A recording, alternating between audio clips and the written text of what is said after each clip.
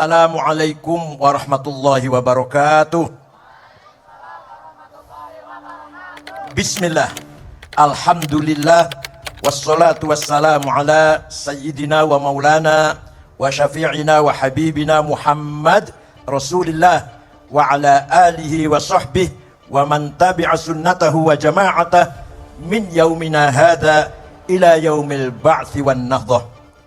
Ashab al-fadilah, Hadratil muhtaramin, sadatil ulama, ashab al-ma'ahid, ashab al-turukis sufiyah al-mu'tabarah an-nahdiyah, al-mukarram Gus Yusuf Khudari a'azzahullah bi'izzih wa akramahu bikaramih, al-mukarram Kiai Haji Zamzami Mahrus Ali Musyrif Ma'had Lirboyo ayyadahullah bita'yidih, al-mukarram Kiai Badawi Bashir, al-mukarram keluarga besar pesantren API a'azzahumullah, dan yang saya banggakan insyaallah Presiden Indonesia tahun 2024 Profesor Dr.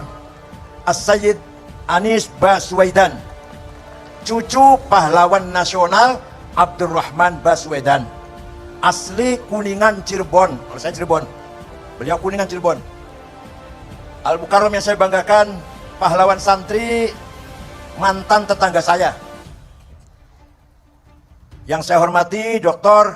Gus Abdul Muhaimin Iskandar, insya Allah Wakil Presiden tahun 2004-2029. Sadati wa sayyidati anisati ashabi wa zumalai abnai wa banati ayyuhal hudur. Alhamdulillah, malam hari ini saya bersama-sama bapak-bapak, ibu-ibu, anak-anak santri merayakan Hari Santri Nasional yang ke-9. Ringkas cerita, Indonesia diproklamirkan merdeka tanggal 17 Agustus 1945. Baru 1,5 bulan ada berita bahwa tentara Inggris, namanya NICA, Netherlands Indies Civil Administration, dipimpin oleh Brigjen Malabi, mau datang ke Indonesia yang tujuannya akan memulangkan tentara-tentara Belanda yang ada di dalam penjara yang dipenjara oleh Jepang. Jadi masih banyak tentara Belanda di dalam penjara yang dipenjara oleh Jepang. Ternyata membawa senjata berat, membawa pesawat tempur, alat perang berat. Maka Presiden Bung Karno, Wakil Presiden Muhammad Hatta, Jenderal Sudirman berunding, gimana ini? Ya dilawan, kita lawan. Yang lawan siapa? Tentara. Waduh, tentara masih capek, baru istirahat 1,5 bulan. Sulit untuk dikerahkan lagi untuk melakukan peperangan lagi. Terus gimana? Dikeroyok saja, intifadah bahasa Arabnya. Ya apa? Intifadah. Kerahkan rakyat dengan apa adanya senjata, mau ketepel, mau kayu, mau bata, mau batu, namanya intifada namanya. Bukan perang, bukan. Kalau perang harus seimbang, ini enggak seimbang. Oke, itu baik, pemikiran sangat baik. Tapi yang bisa mengerahkan rakyat agar melakukan intifada, yang didengar oleh rakyat perintahnya agar melakukan intifada, siapa? Setelah dipikir, tidak ada lain adalah Hadratus Syekh Kiai Haji Hasyim Asy'ari. Maka Bung Karno, Pak Hatta, Jenderal Sudirman mengutus orang menghadap Hadratus Syekh Kiai Haji Hasyim Asy'ari di Tebuireng, Jombang. Saya diutus oleh Presiden, Wakil Presiden, dan Panglima Besar bertanya kepada Kiai, minta fatwa kepada Kiai. Hukumnya membela tanah air. Apa hukumnya? Ngerti tanah air enggak? Ngerti enggak tanah air? Lemah karo banyu. Bukan bela agama, bela apa? Tanah air. Maka Kiai Hasyim Asy'ari mengumpulkan kiai-kiai se-Nusantara, yang terjangkau lah.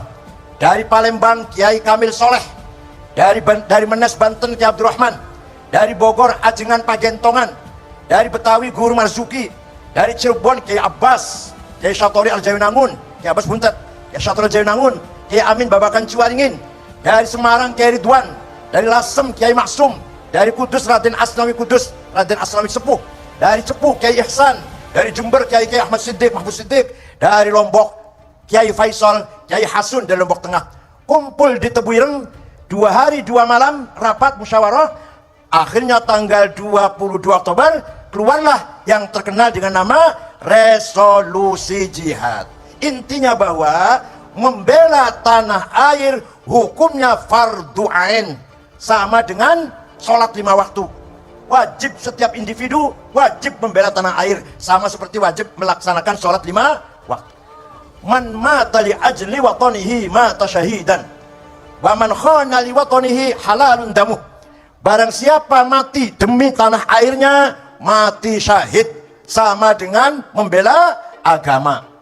Barang siapa berkhianat kepada tanah airnya, berpihak pada penjajah, jadi mata-matanya penjajah, boleh dibunuh, tapi tidak mengkafirkan. Bah Hashim tidak mengkafirkan, tidak kafir, tapi halal darahnya kalau ada orang Islam menjadi mata-mata penjajah, cecunguknya penjajah. Itulah ringkas dari resolusi jihad. Tanggal 25 Oktober pasukan nikah datang. Sudah kiai-kiai kumpul, masyarakat kumpul, Jombang, Mojokerto, Pasuruan, Surabaya, Sidoarjo, Gresik, Madura, semua sudah tidak sabar ingin siap perang. Kata Mbah Hashim Asy'ari, sabar, tunggu singa dari Cirebon. Dari mana? Dari mana? Saya Cirebon saya. Tunggu singa dari Cirebon, yaitu Kiai Abbas bin Abdul Jamil, pesantren Buntet Cirebon. Begitu Mbah Abbas datang, langsung ditunjuk menjadi komandan perang, diwakili oleh Kiai Haji Abdul Wahasbullah, mengambil posko satu rumah di desa Siwalan Kerto, gang pabrik kulit, masih ada sampai sekarang.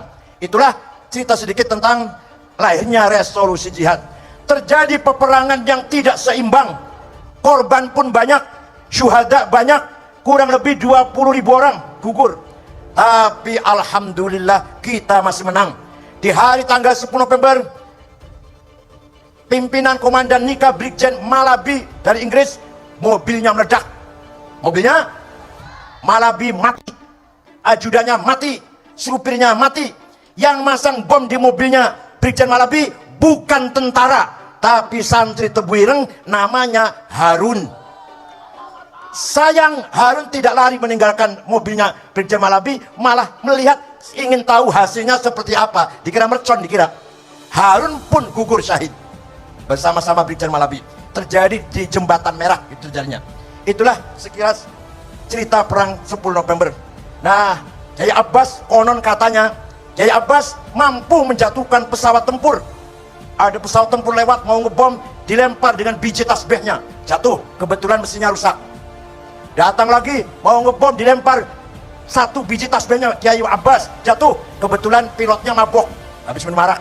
Satu lagi datang, walhasil 3 pesawat tempur dijatuhkan oleh Mbah Kiai Abbas dari Buntet Cirebon. Dan tasbihnya itu, salah satu biji tasbihnya itu dipegang oleh almarhum Gus Dur ketika Muktamar Cipasung, diberikan oleh Kiai Abdullah Abbas. Bagus sekalian, kita ini sebenarnya kaya. Kita ini sebenarnya nahnul agniya walasnal fuqara.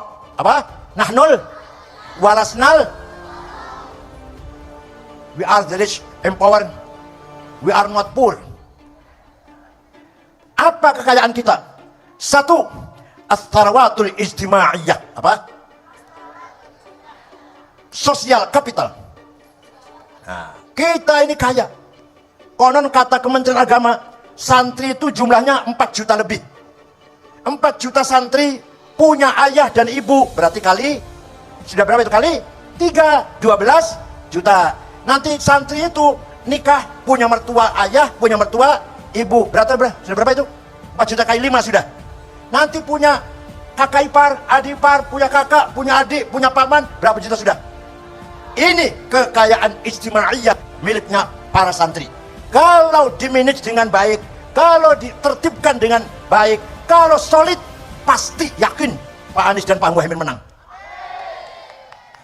Tinggal kita mampu tidak mensolidkan mereka ini. Wal yunziru qaumahum idza raja'u ilaihim. Tugas kiai-kiai, tugas para santri adalah mengerahkan, membimbing, memimpin masyarakat agar memilih pemimpin yang benar. Siap? Siap jadi pemimpin masyarakat? Agar memilih pemimpin yang benar? Kapan lagi kalau bukan sekarang?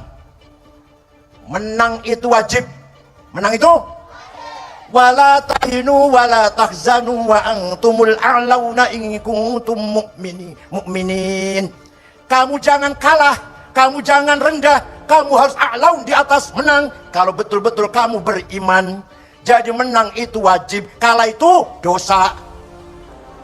Menang itu kalah, awas kalau kalah. Wala tahinu, jangan rendah diri, jangan minder, jangan kalah. Wala tahzanu, jangan sedih, jangan pusing, jangan sumpek. Wa antumul a'laun, kamu ada di atas. In kuntum mu'minin, kalau benar-benar kamu orang yang beriman. Maka sekali lagi, sosial capital, kekayaan masyarakat harus kita manage, harus kita bimbing agar kita menjadi wa antumul a'laun. Jadi apa? Menang itu wajib, kalah itu alhamdulillah paham, alhamdulillah paham. Yang kedua, kita ini kaya dengan as-sarawatil thaqafiyah wal hadariyah. Kita kaya dengan modal kultur, modal tradisi, modal adat istiadat yang kita warisi dari luhur kita. Kita punya kitab kuning, orang lain tidak punya kitab kuning. Kita punya kitab. Tanpa pesantren, tanpa para santri, kitab kuning akan dibuang ke tong sampah. Tapi yang memelihara kitab kuning, yaitu hasil dari istihadnya para ulama, Sapinah, Sulam, Fathul Qorib, Fathul Mu'in, Fathul Wahab, Muhadzab, Majmu', Mahalli 40 jilid, Majmu' 24 jilid. Siapa yang memelihara itu? Para santri. Seandainya tidak ada santri, kitab kuning itu jadi kertas gombal, jadi sampah itu. Oleh karena itu, alhamdulillah kita kaya dengan thaqafah dan hadarah. Belum lagi ditambah dengan tradisi kita. Maulid Nabi, semarak di setiap desa, berkat ada santri. Kalau nggak ada santri, Maulid Nabi dianggap bid'ah. Isra Mi'raj, semarak, malam Jumat baca berjanji, akikah baca berjanji, rumah bagus, rumah jadi baca berjanji, apalagi naik pangkat baca, anaknya lulus baca. Ya Allah, tiap malam Jumat, insya Allah yang biasa yang selalu baca berjanji, insya Allah min ahli syafaati Rasulillah sallallahu alaihi wasallam. Kita punya tradisi Isra Mi'raj, kita punya tradisi halal bihalal, kita punya tradisi mengadakan nuzul Quran, kita punya tradisi yang lain dengan membaca salawat berjanji teba simtud durar burdah. Insya Allah kita akan mendapatkan syafaati Rasulillah sallallahu alaihi wasallam. Ini perlu dipertahankan. Siap? Jangan sampai berjanji hilang dari Indonesia. Jangan sampai debat simtud durar burdah hilang dari bumi pertiwi. Mari kita pertahankan baca berjanji, sholawat, dan seterusnya dan seterusnya. Siap? Syaratnya supaya itu langgeng lestari, debat sampai ila yaumil qiyamah, berjanji sampai hari kiamat selalu dibaca. Syaratnya Pak Anies dan Pak Muhaimin menang. Paham tidak? Maka Fathul Mu'in dibaca, Fathul Qorib dibaca di pesantren, Jam'ul Jawami' dibaca, Tafsir Jalalain, Tafsir Ibnu Katsir dibaca, Alfiyat Ibnu Malik dibaca. Kalau presidennya hebat berjanji dibaca di masyarakat, tahlilan, haul, tawasul, ziarah kubur, manakib akan langgeng ila yaumil qiyamah kalau presidennya. Paham boten? Hal tafhamuna kalami? Mudah-mudahan paham semuanya, yang itu ya. Nah, yang ketiga, at-tarawatu syiariyah. Kita kaya dengan kapital simbolik. Kita kaya itu. Santri itu punya simbol, pakai sarung, pakai kopiah. Kadang-kadang nggak pakai celana dalam, kadang-kadang. Nggak, kalau saya pakai. Kita tahu, kita semua tahu, kopiah itu nggak mempengaruhi apa-apa. Sholat pakai kopiah dengan yang tidak pakai kopiah tidak ada nilainya kalau tidak khusyuk. Paham tidak? Sholat pakai sarung, yang satu pakai celana. Kalau yang pakai sarung tidak khusyuk, yang celana khusyuk, mana yang baik? Yang celana. Tapi walaupun itu sekedar simbol, harus kita pertahankan. Santri harus pakai kopiah dan pakai sarung kalau sholat. Paham tidak? Itu kekayaan simbol. Cium tangan kiai, cium tangan orang tua, cium tangan habaib, itu simbol para santri. Betul tidak? Silahkan Anda mondok di luar negeri, tapi pulang tetap berbudaya Indonesia. Silakan sekolah di Arab, silakan sekolah di Amerika. Pak Anies Amerika nih, Pak Anies nih, sekolah Amerika ini. Makanya bukan Wahabi, bukan. Sekolah Amerika. Aklaniyin, rasionalis. Sekolah di Amerika silakan sekolah di Eropa silakan, di Arab silakan. Saya 13 tahun di Arab. 13 tahun. Pulang bawa anak 4. Pak Quraish Shihab 14 tahun. Pak Agil Munawar 14 tahun. Pulang bawa, ya entah banyak entah sedikit, ilmu yang saya bawa. Bukan bawa budaya. Budaya kita Indonesia yang paling unggul daripada budaya-budaya asing. Paham betul? Itu namanya as-sarawatus syiariyah, kapital simbolik kapital. Paham gak? Ya. Tinggal yang belum punya kita ini, itu kekayaan kita. Apa tadi? Nomor satu tadi, sosial. Warganya banyak, santri ini. Yang kedua, thaqafah dan hadarah. Punya kitab kuning, punya ilmu yang dilahirkan dan diwariskan dari para ulama. Yang ketiga, kita punya simbol. Yang keempat, yang masih jauh dari yang kita harapkan, as-sarawatul maliyah, kekayaan finansial. Kita masih rata-rata mustahiqin, belum muzakin, insyaallah. Rata-rata apa? Wal yakhshal ladzina law taraku min khalfihim dzurriyyatan dhi'afan khafu 'alaihim falyattaqullaha wal yaqulu qawlan sadida. Apa artinya? Jangan sampai kamu orang mukmin mati meninggalkan anak cucu yang melarat. Dzurriyyatan dhi'afan. Orang mukmin, orang santri terutama, kalau mati harus meninggalkan harta yang diwarisi oleh anaknya sehingga anak keturunannya sejahtera. Paham tidak? Walaqad katabna fi zaburi min ba'di dzikr annal ardu yarithuha ibadiyas salihun. Saya wajibkan, saya tetapkan bahwa kekayaan alam ini, emas, berlian, minyak, gas, nikel, batu bara, boksit, mening, biji besi, tembaga, saya tetapkan untuk siapa itu? Untuk hamba-hambaku yang soleh. Paham tidak? Allah mewajibkan kita kaya. Allah mewajibkan kita. Jadi kaya itu wajib, melarat itu alhamdulillah paham. Kaya itu, melarat itu. Yang terakhir yang harus kita perjuangkan, as-sarawatus siyasiyah. Modal politik. Modal dulu yang membangun Nusantara ini para aulia. Yang jadi raja di Cirebon, Sunan Gunung Jati. Yang jadi raja di Surabaya, Sunan Ampel. Yang jadi raja di Kudus, Sunan Kudus. Yang jadi raja di Banten, Maulana Hasanuddin. Paham? Dulu para wali pegang politik. Kenapa kita sekarang di pinggiran cukup jadi penonton? Mau nggak itu? Oleh karena itu, politik pun harus kita rebut. Ada yang ngomong, kiai-kiai jangan berpolitik, salah besar. Mbah Hashim berpolitik, Kiai Satori Arjanangun, Kiai Abbas berpolitik, Kiai Wahid Hashim, Kiai Wahab berpolitik. Bahkan Kiai Wahid Hashim, bapaknya Gus Dur, salah satu tim 9 panitia persiapan kemerdekaan Indonesia. Tim 9 inti yang menyiapkan kemerdekaan Indonesia. Ketuanya Insinyur Soekarno, sekretarisnya Haji Muhammad Hatta, anggotanya Haji Agus Salim, Kahar Muzakir, Wahid Hashim, bapaknya Gus Dur. Paham tidak? Abi Kusno, Laimena, Maramis, yang non-muslim 2 non-muslim, yang lainnya muslim semua. Jadi Kiai Wahid Hashim, bapaknya Gus Dur, ulama yang berpolitik dan melahirkan, ikut serta melahirkan negara Republik Indonesia. Jangan dikira tanggal 10 November resolusi itu perjuangan hanya itu ya, tidak.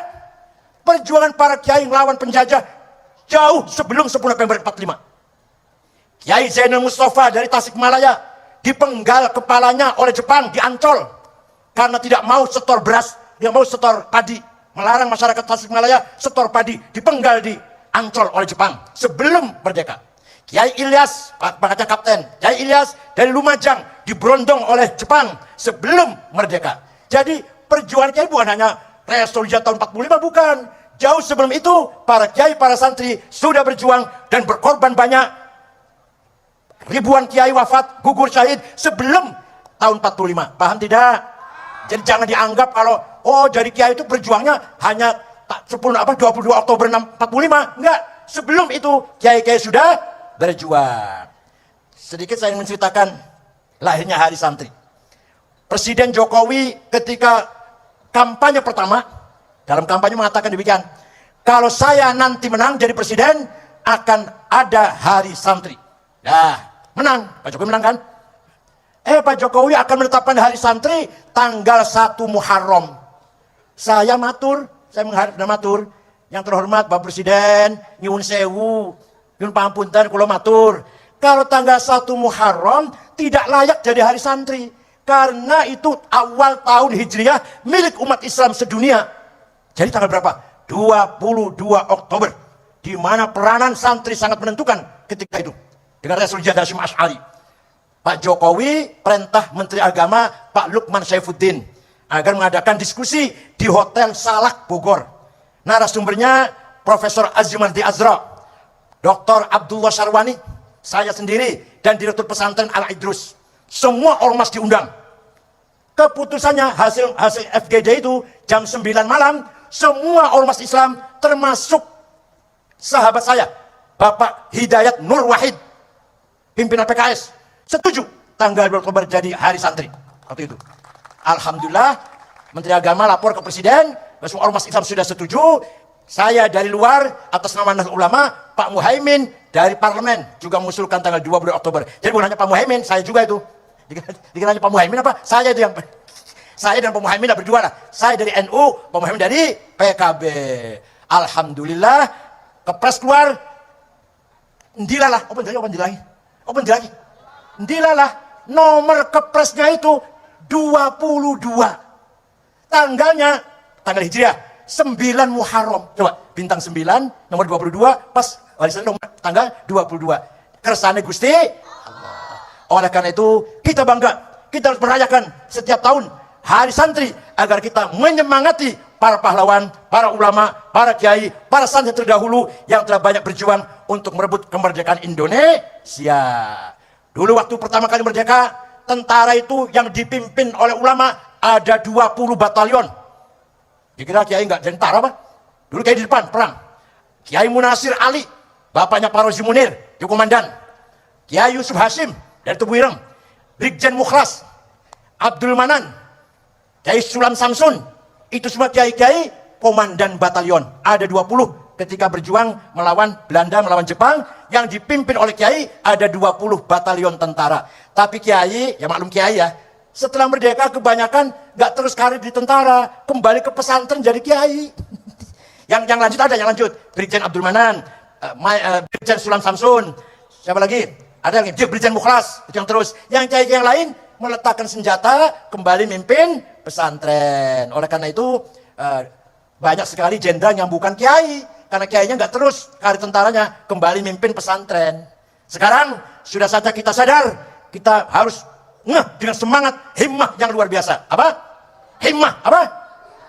Muhammadun qaimun lillahi dhu himami, Muhammadun sadiqul aqwali wal kalimi. Nabi Muhammad orang yang himmahnya besar, nggak mau kalah.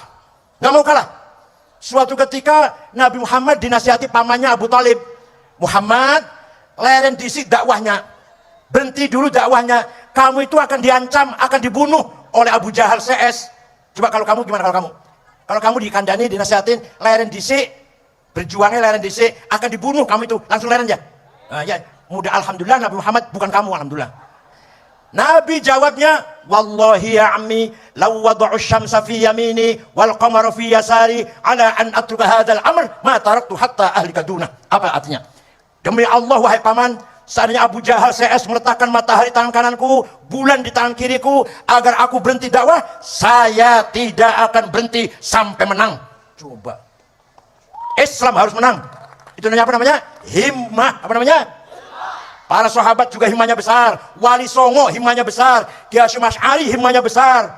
Apa kata Kiai Hasyim? NU harus besar. Besar belum NU sekarang? Besar. Di Indonesia ada NU. Di daerah yang minoritas muslim pun ada NU. Itu berkat himmahnya Kiai Haji Hasyim Asy'ari. Alhamdulillah, kita harus bangga menjadi pengikut beliau-beliau, ulama ilmu mukhlisin, ulama ahli ibadah yang ikhlas mempersembahkan amalnya lillahi ta'ala walil waton. Maka Kiai Hasyim Asy'ari, Kiai Wahab, dan Kiai yang lain, mujahid muslim dan pejuang nasional, pejuang nasionalis. Jadi Kiai Hasyim itu pejuang nasionalis dan pejuang Islam. Dua-duanya, pejuang Islam dan pejuang tanah air. Beda dengan Timur Tengah. Kalau Timur Tengah, Yang nasionalis tidak berjuang Islam. Yang berjuang Islam tidak nasionalis. Yang berjuang Islam, Said Qutb, Muhammad Qutb, Al-Ashmawi, Zaki Muhandis, Hasan Hudaybi, Umar Martin Insani, berjuang Islam, bukan nasionalis. Yang nasionalis tidak berjuang Islam, Saddam Hussein, Hafid Asad, Hasan Bakar, Jamal Nasir, Saad Zaglul, Muammar Gaddafi, Habibur Rahman, Ja'far Numeri, dan lain-lain.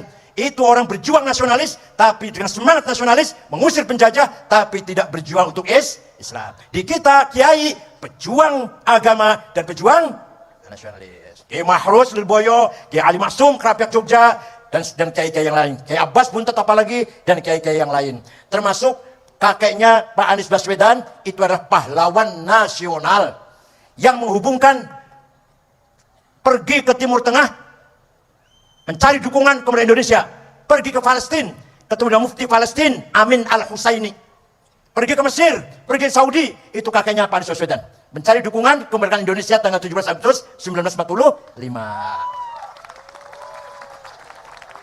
Oleh karena itu, mari kita berjuang, mari kita semangat, mari kita menangkan. Siap?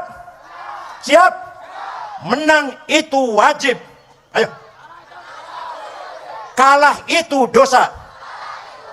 Syukran wa dumtum fil khair barakati wan najah. Wallahul muwaffiq ila aqwamit thoriq. Wassalamualaikum warahmatullahi wabarakatuh.